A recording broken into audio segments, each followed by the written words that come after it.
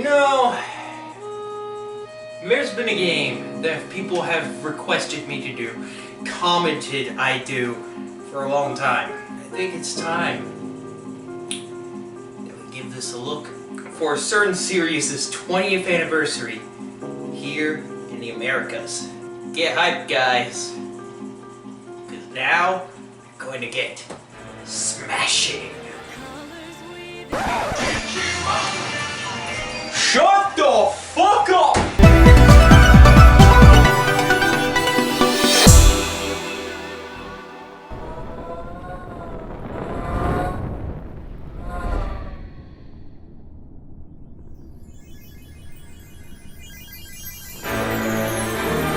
Colors weave into a spire of flames, distant sparks called to a pestilent name. Super Smash Bros. Is a series, no doubt about it. Started way back on the N64 in 1999, Smash Bros. Then became a hit. From the country that brought us Takeshi's Castle, you know, this. Now is this weighted properly? Do that. No, it's... I still like to question why that exists. Stars the likes of Poil and Wahoo.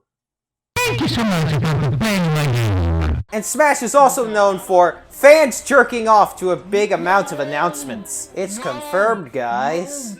It's definitely confirmed. So to celebrate Smash's 20th anniversary, let's go over all of the Smash games from 64 to Ultimate. There will be no 3DS because I don't have a 3DS capture card, okay? Starting off with Super Smash Bros. For the N64.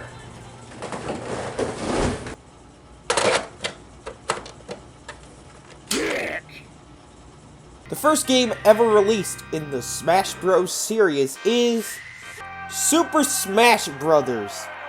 Nothing's more basic than that. The one thing that cracks me up is the opening. There's no kid in this bedroom. I wonder what would happen after this. I'm mad, fool! Mom and Dad surely gonna grab me for life. The game of Smash Bros. Is pretty simple. You and 3 other people fight it out in some random arena to the stage first. And then explode. Classic. We have 4 modes in the first game. 1-player mode, versus mode, option mode, and data. In 1-player mode, there's 1-player game, training mode, bonus 1 practice, and bonus 2 practice. 1-player game is obviously classic mode. I played as Poil, and well, easy. First off, the AI is, well, easy. Guess the mode doesn't lie. Man, I must suck at this game. This classic mode plays out with you, the fighter, fighting against other computer fighters in each segment to a specific challenge all the way to take on Master Hand and kick his ass in the end. And yeah, there are 2 things about this one I'd like to point out. First off, only 12 fighters. It's low, but it was the most the N64 could do due to its technical capabilities. But there ain't no oversaturation, no people being mad over a certain character not being in there, and most importantly, no Waluigi rants. Secondly, the controller. What the fuck is this? It looks like somebody decided to put a long stick in the middle of a PS1 controller and extend the 2 handles. You know what that means? You have to swap between both handles in order to have full control over this shitty abomination. Man, this controller sucks so bad. Next up is the training game. It's just training. That's it. Bonus games 1 and 2 are break the targets and board the platforms. There's also race to the finish, but we never speak of that one. The other 2 modes are options and data. Data is where you can look at the characters, such as Kirby knockoff. Option is just options. Woohoo. The first Smash Bros. Is the first. It ain't the best one, but it's for its time, and it's acceptable for its time.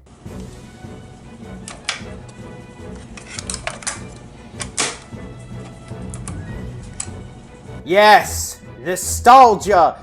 That opening is one that'll never get old for me. Melee is my goddamn childhood. Back in 2002 or 2003, I bought Super Smash Bros. Melee from a Blockbuster, if anyone remembers those, and played the shit out of it as a kid. The characters on the box art, and then BOOM! Smash Bros. Melee. Melee is most probably the most popular to people to this day. This one amped up 64 by a fuck ton. After Smash 64, Melee was in development for 13 months. Jesus, Sakurai needs a break at this point. Melee was unveiled at E3 2001 and later was released in Japan on November 21st, 2001 and in the US on December 3rd, 2001. Europe got it on May 24th, 2002. This box art makes my nostalgia explode. It's the most serious I've ever seen a Smash box art ever been. Until a more recent game came along, but we'll get to that one soon enough. Also, this game has the best kind of ellipse. Melee offers 26 characters in a variety of modes to choose from. One nitpick I'd have to bring up is that there are copies of other characters here, such as Dr. Mario, Pichu, Young Link, and so on. It's still clever that they tweaked it in order to make the clones differ from the original. Also, Melee Fox fucking sucks. Let's not forget that. He fucking sucks. Melee Fox is its dashes. You know, like... There's also 29 stages, and man are they impressive. And the gameplay has dramatically cranked up. The speed is faster, and the side move is added, as well as wave dash and L cancel. You know when you push the L button and it cancels?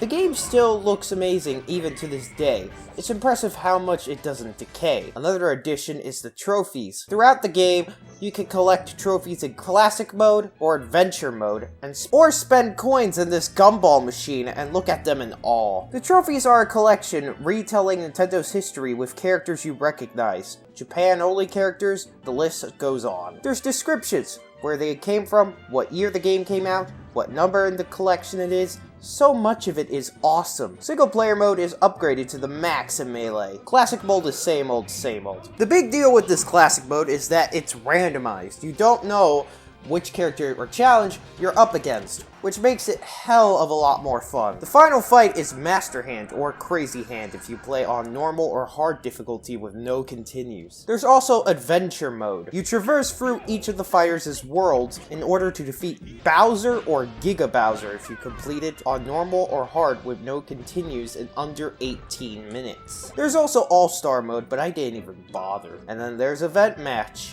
You try to complete a challenge with a certain event in it. Fail and you'll get everybody calling you out on sucking too much. There's Home Run Contest where you kill the sandbag and send it flying to the moon. Break the targets, which is Target Test. And Multi-Man Melee, which is Donkey Kong abuse. There's also Cruel Melee. Fuck you. Versus mode has Tournament Melee and Special Melee. Tournament is self-explanatory. Special is what the fuck? Melee is the game I'd recommend when being a newcomer to Smash. But let's get on to the mixed bag of the Smash. Community. It is Smash Bros. Ultimate. It is Smash Bros. Brawl.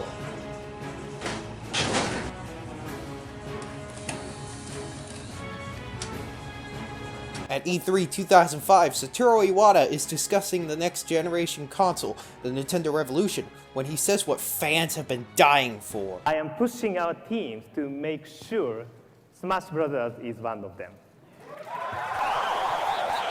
The problem was, Sakurai wasn't informed of the new Smash Bros. Game by Iwata. Iwata asked Sakurai to lead the new Smash Bros. Game. The day afterwards, the next Smash Bros. Game officially went into production. Development officially commenced later that same year, showcasing the new console at E3 2006, now going by the name of Embarrassing, or by the name of Wee Wee. Nintendo showed a look into the next installment in the Smash Bros. Series, Super Smash Bros. Brawl. The trailer revealed Meta Knight, Wario, Zero Suit Samus, and Obscure Twat. They also showed off assist trophies and final smashes. There was also the Smash Dojo, where people went like, "Oh my god!" to random fucking news. These updates would be on how to use the Wii controller to— is that fucking Sonic? Sadly, these made delays from a December 2007 release. I can announce today that Smash Bros. Brawl will launch in the Americas on December 3rd.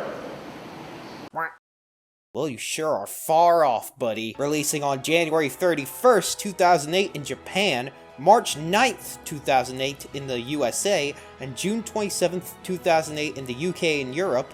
Was the long wait worth it? Brawl was considered the worst to many Smash fans, but I don't see it as the worst. People thought Brawl expanded upon Melee rather than add new things. Brawl's cover art to me will never compare to Melee's, but it's a close second. Brawl's intro is basically segments of CGI cutscenes and gameplay next to the theme music, a thing that will continue on from this one. Brawl's character roster is much more refined than Melee in my opinion, and really has a lot more to offer with the replay ability. Snake and Sonic being in the roster made third-party characters have a chance to be in Smash, which made reveals a lot more interesting. There's a lot of variety with the stages, but not a lot recognizable to me than in Melee. The art style is one factor I dislike. Everything looks much more realistic, and it just doesn't fit with the overall premise of how the game's supposed to feel like. SUBSPACE EMISSARY was a breath of fresh air. It felt so awesome to have something that you could play alone and feel proud of. It was a major upgrade to Melee's adventure mode, with a story, a world map, places you can go back to, boss battles. Just so much of my likeness for this game went to the SUBSPACE EMISSARY. But Brawl's biggest selling point wasn't the adventure mode. It was the ability to play online using Nintendo Wi-Fi. Okay, then fuck you. The trophies were a lot bigger in numbers. There's also a little space shooter minigame where you can collect trophies with coins and stickers. The one mode I spent most hours on is the stage builder. I'm a creative guy, and seeing this made me love being alive. Achievements was a big wall of things you've unlocked. Chronicles is where you could play retro games, and that's about it. Brawl wasn't a major disappointment to me, but was a little one. I still considered Melee my favorite of the Smash series. And now we get on to Smash Bros. For Wii U. 3DS is basically the same, but onto a smaller system. This was the first Smash Bros. To be on two consoles, the first to be in HD, and the first to be on a handheld. But this one I felt was the worst. But I'll explain that later with this game. Right now, how did it get released? A new Smash Bros. Game was announced at E3 2011 for the Nintendo 3DS and Wii U. The problem was, no name, no footage, no other form of details. Masahiro Sakurai was director once again on this one while he was still working on Kid Icarus Uprising for the 3DS. This new Smash Bros. Was developed by BANDAI Namco Games. Then at E3 2013 everybody went apeshit, and then it got crazier with Mega Man. And after the reveal, it died down to, oh god no. They fucked it up! New challengers were also Wii Fit Trainer, Rosalina and Luna, Lil Mac, Grey Ninja, Mii Fighters, Palutena, Lucina, Shulk, and Pac-Man!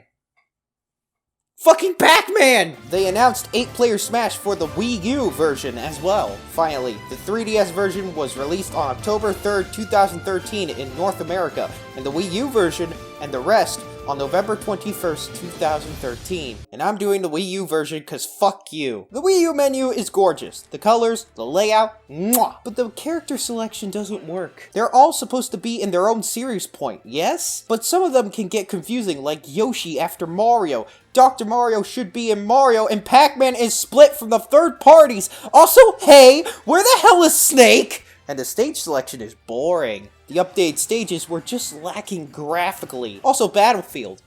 And then there's Big Battlefield! Item selection is overpowered, and the move selection is who gives a toss. 8-player Smash, though, is a mess. It's cool, but I'd rather stick with less. Online mode is fun, but it ain't perfect. It's split to For Fun and For Glory. For Glory is no items. 1v1, Fox only. For fun is regular Smash with all items. And Smash Tour is a 4-player multiplayer mode that takes place on a board game I will fucking kill you if you even. You have to collect fighters and trophies and battle them in order to send them flying to collect theirs. At the end, you have to fight every player with the collection you have. This mode is stupid. It's dumb. It's tasteless. It screams bland. At least, it's better than Mario Party 10. And we use classic mode.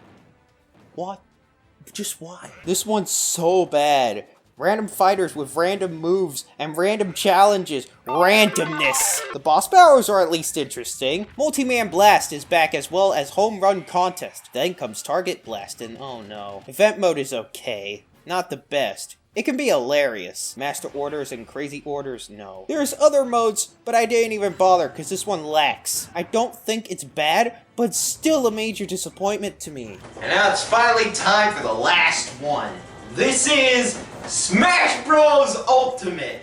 It's time to see if this game is worth buying. For this one, I won't say a lot of spoilers, but this is a recently released game. So let's get this started. First up is the Adventure mode, World of Light. The mode starts where everyone dies. The end. We can go home now. They all got Thanos'd.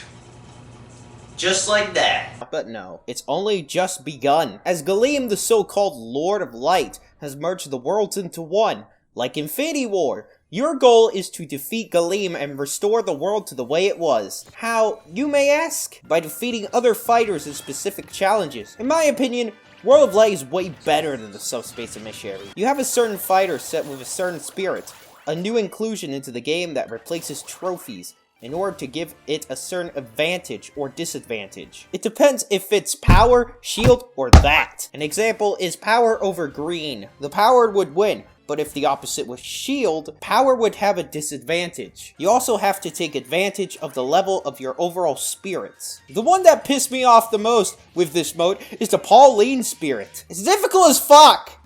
You keep dying! To a fucking bitch! To a bitch! A bitch! That's all I can say on this mode, as I don't want to give out too many spoilers. The one modes in Versus are Squad Strike and Smashdown.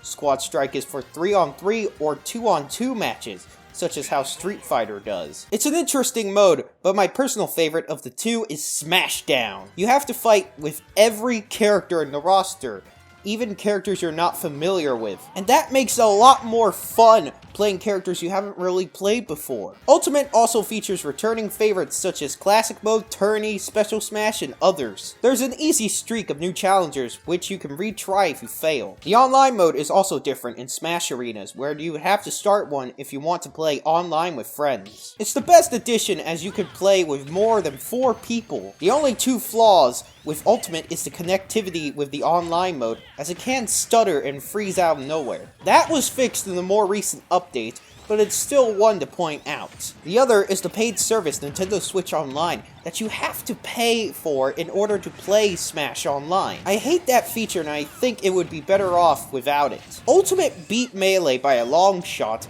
as my favorite in the series. Yeah, sure, Melee is nostalgia to me, but having all the things that made Melee great, with the new things from other games, as well as new features added in this one, makes Ultimate, to me, worth purchasing. So, would I recommend you to buy it? Definitely. And that's basically all of the Smash games. I basically covered things from 64 to Ultimate. I will say this though, while I was making the script on December of last year, I saw that Joker was announced for Ultimate, and that was kind of unexpected news to me during the development of this video. So, what's next? You know that TV's a bomb, right? Wait, the TV's a bomb?